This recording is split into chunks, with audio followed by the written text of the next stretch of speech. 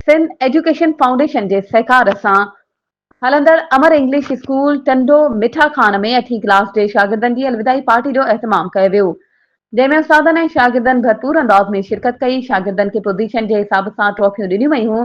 8वीं क्लास के शागिर्दनि जी बेस्ट स्टूडेंट सर्टिफिकेट पिण ॾिना विया। स्कूल के एडमिनिस्ट्रेटर शाहिद कमरानी चयो त तव्हांखे अॻिते वधण ऐं तरक़ी करण लाइ तालीम खे जारी रखणो पवंदो। तव्हां शागिर्द असांजी सिंध जो रोशन मुस्तक़बिल आहियो। इन खां पोइ स्कूल के हेड टीचर अब्दुल रज़ाक शाह पिण शागिर्दनि में हौसला अफ़ज़ाई ॾियारण ते ख़िताब कयो।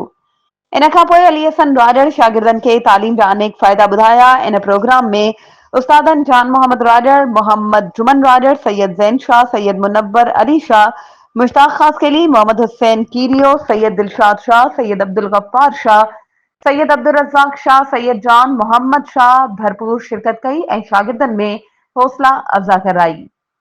वधीक ख़बरुनि ऐं अपडेट्स जे लाइ असांजे चैनल खे सब्सक्राइब कयो ऐं हाँ, बेल आइकन खे प्रेस करणु न विसारिजो त जीअं असांजी हर नई अचण वारी वीडियो तव्हां ताईं पहुचे।